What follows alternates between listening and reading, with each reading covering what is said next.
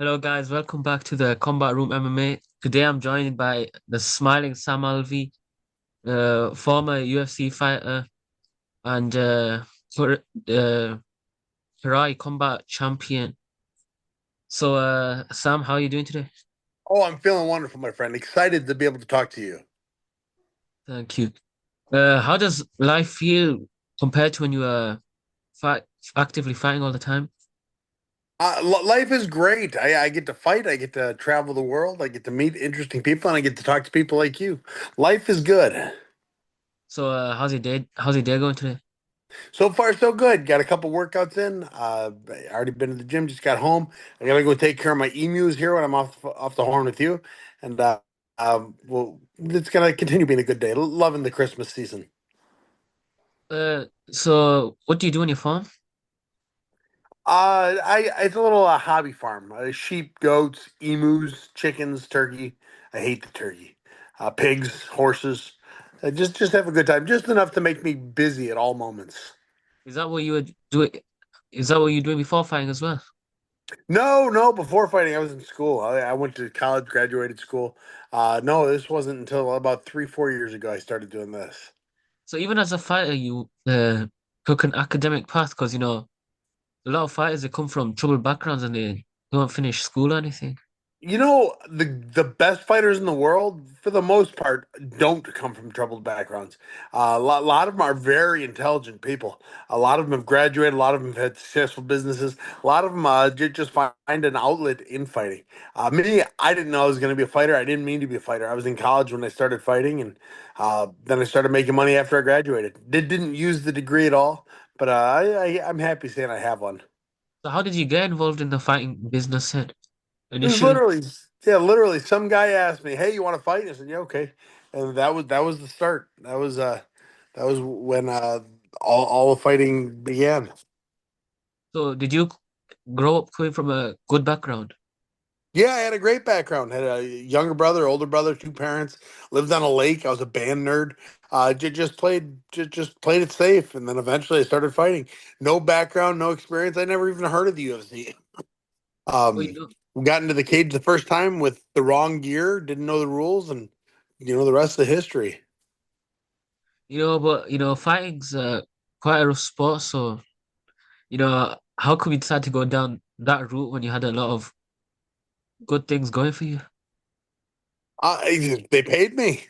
At the end of the day, you need a job, and they were paying me enough to make rent. So I said, I'm going to keep doing this. And eventually, they paid me more than I needed to make rent. So, ooh, I'm going to keep doing this.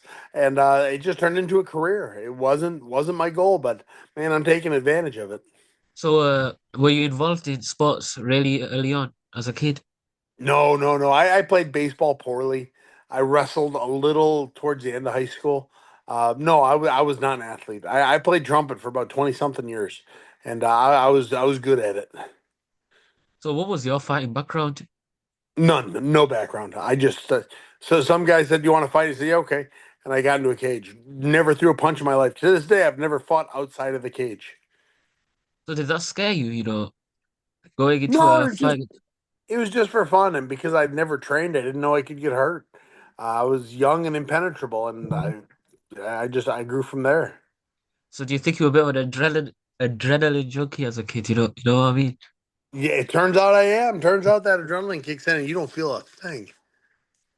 You've mentioned getting into fighting outside of the gym when you were younger. So what was going on at that time in your life? Wait, say that one more time.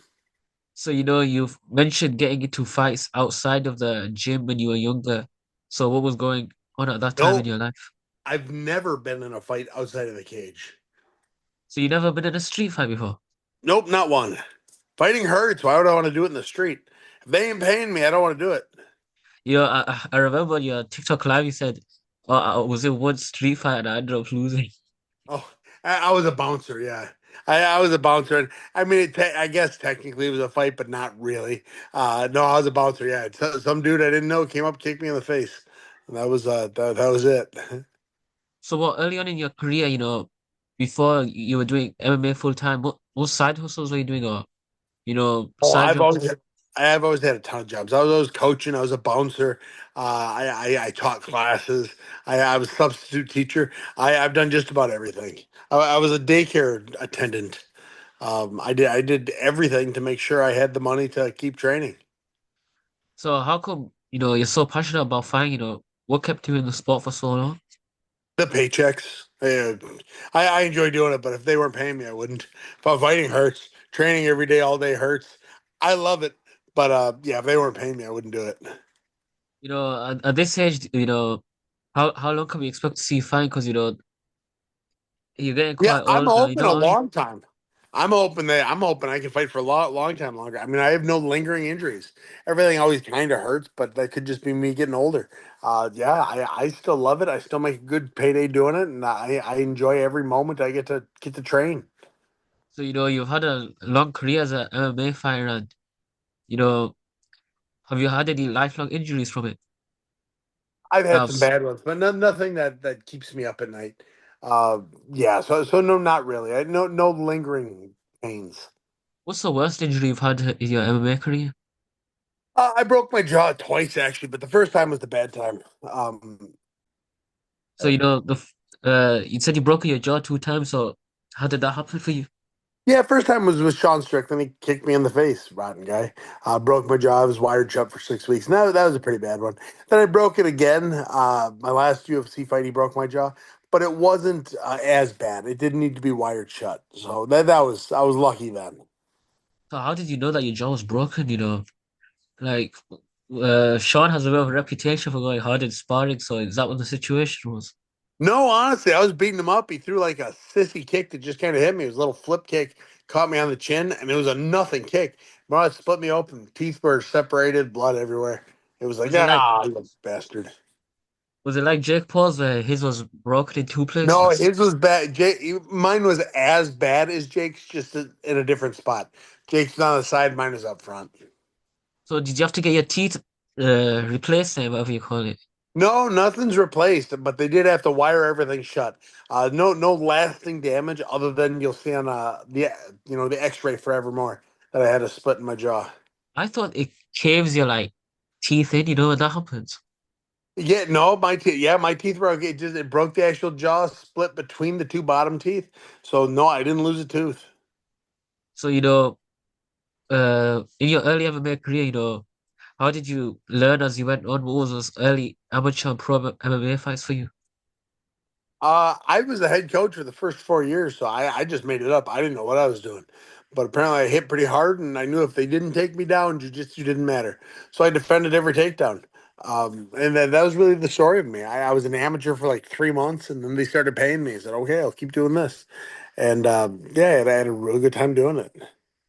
So, a lot of fighters they come from strong wrestling backgrounds, striking backgrounds. You had no any Nope, fighting background. So, how did you nope, make it to the no. highest? How did you make it to the highest level? Got me. God's got a plan for me. That's what I blame it on. No, a lot of hard work. I spent countless hours in the gym to this day, every day.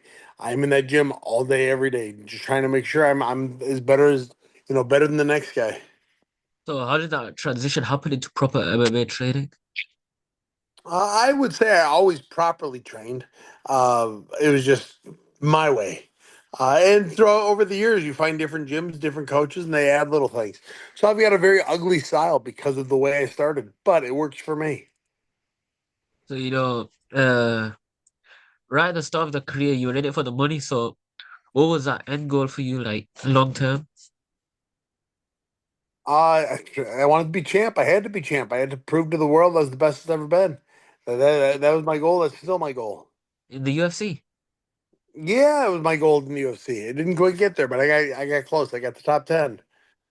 So, what's keeping you going at this point? Because, you're a double champion in karate combat. So, what other goals do you plan to accomplish? Just make enough money where my wife continues to not have to work. Just make money, make a name for myself, and spread the good times with my fans online. So, where did that nickname, the Smiling Sam Alvey, come from? I smile at it. The alliteration was just too perfect to pass up. I'm a very happy guy. You know, uh, you had a long string of losses at the end of your MMA career, So how did you keep yourself positive through that tough period, Because Talking about, I've never lost. I'm undefeated, undisputed, the greatest heavyweight champion that's ever been. he don't look like Chael Sonnen. No, it was, you know what, fight losses happen. I knew I was better than most of the judges. The judges screwed me a couple times, and so I had to find a way to make it work. When I took a step out of the UFC, I joined Karate Combat, and I've really had taken Yeah. a shining to it. I've had a real resurgence in my career because of it. So how did you get into karate combat then, Who made that call for you, or how I did you just get into started the DMing. I did. I DM'd them and started hitting them up, and just asked, "Hey, I got to do this," and they said, "Okay, we'll make it happen."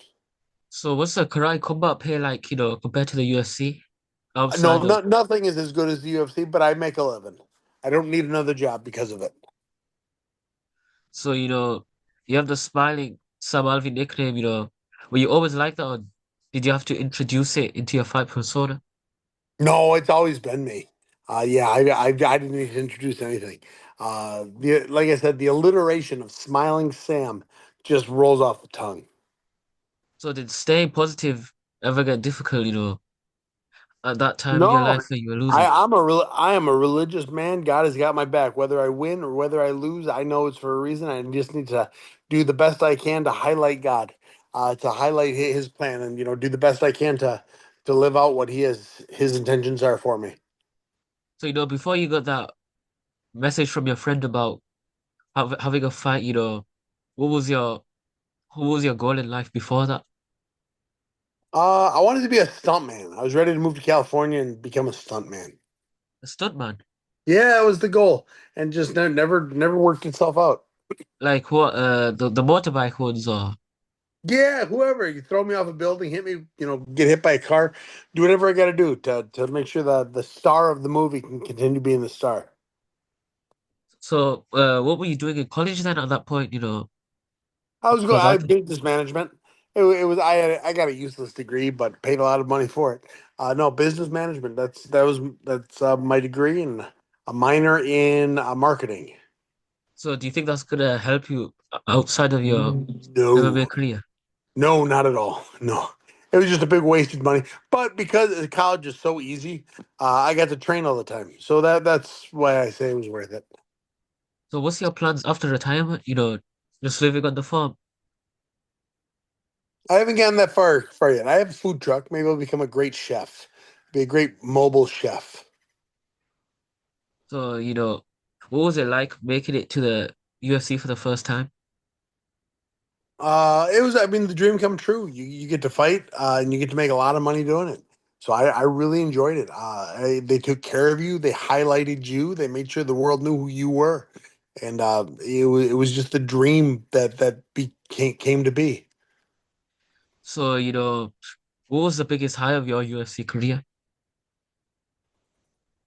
So my first UFC win was against Dylan Andrews down in Australia. I'm the guy, and it comes up on the internet often enough.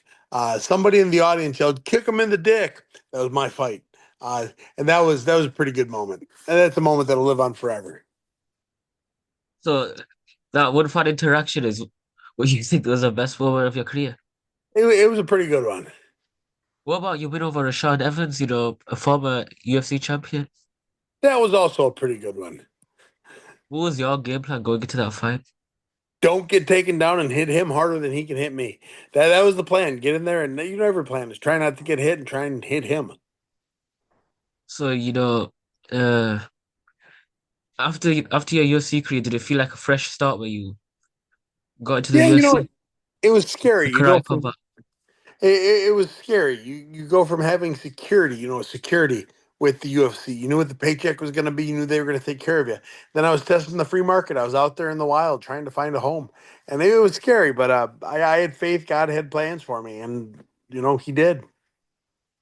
Because, at the end of your UFC career, a lot of fighters, they get cut after one or two losses. So, what do you think Dana White's wanting you to keep you in the UFC for that long?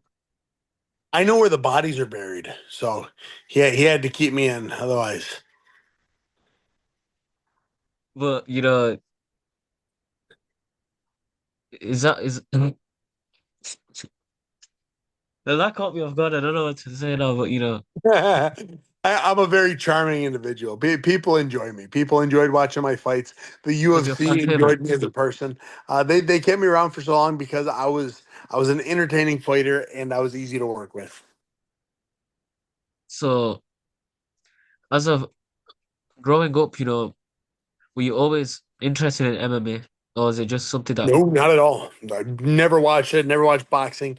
Not any, I didn't even watch the movie Kickboxer with Jean-Claude Van Damme. Yeah. I was nothing. I enjoyed Ninja Turtle and Jackie Chan. So what other sports were you involved in before training MMA?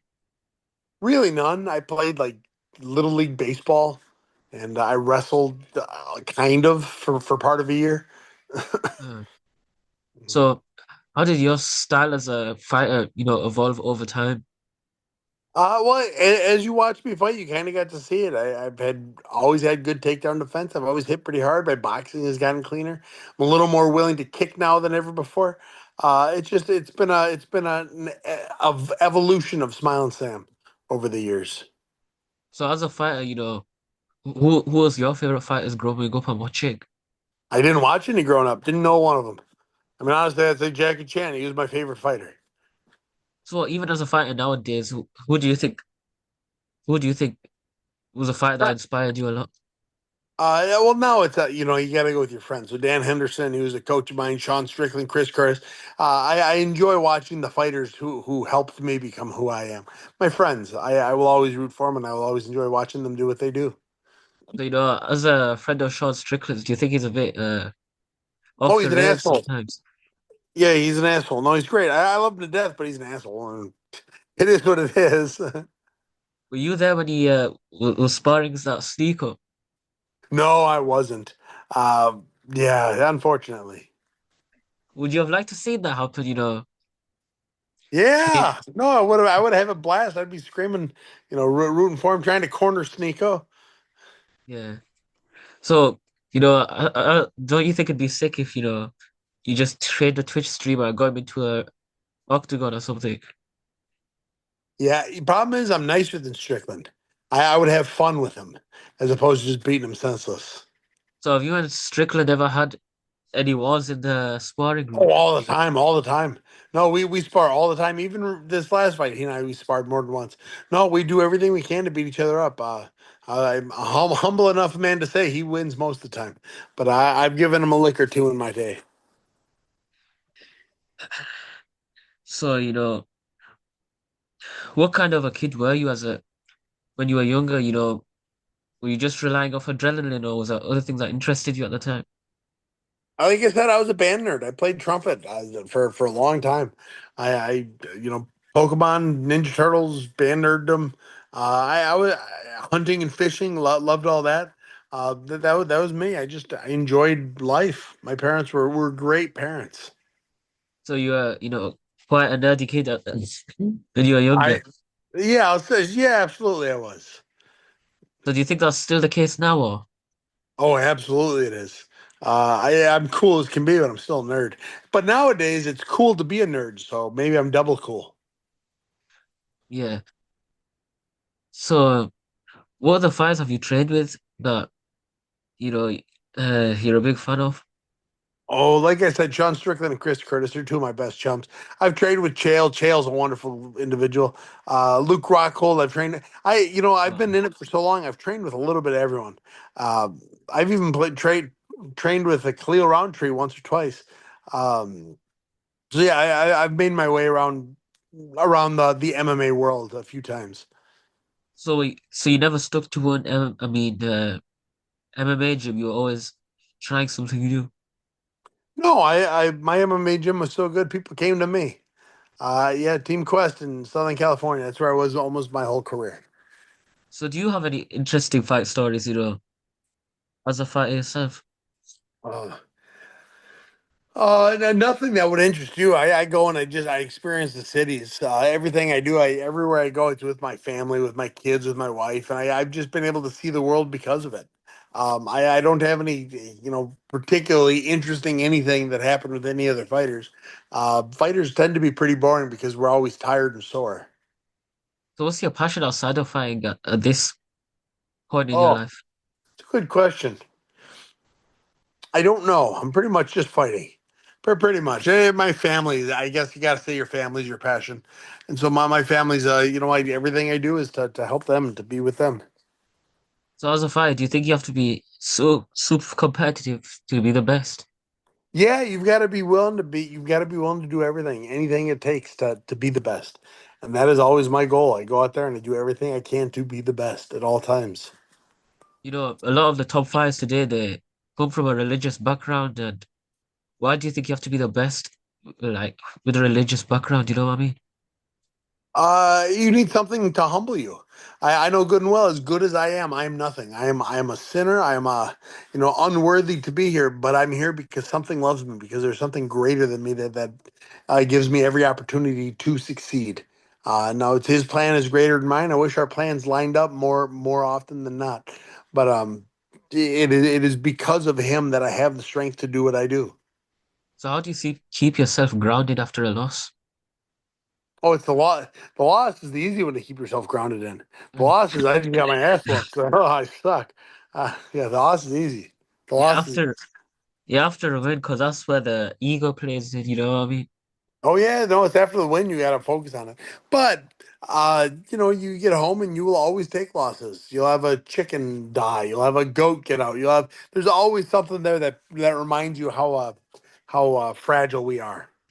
Yeah. So, what's the biggest life lesson you've been taught as a UFC fighter? It's not about how hard you hit, but it's about how you can get hit, get back up, and hit back. So, is there any words, any advice you would give to the younger generation? Yeah, remember what the definition of the word can't is. The definition of can't is I don't want to. And all that means is there is nothing you can't do. I was a band nerd who was a big fan of Dragon Ball Z. And I became one of the baddest men in the world. I did. There is nothing you can't do. Now, it will not be easy. You will need to sacrifice, but there is nothing you can't do. Thank you for your time today, Sam Alvey. Enjoyed talking to you, and I'd love to have you on another time. Absolutely. It was great talking to you, sir. Yeah, take care. All right. Have a good one.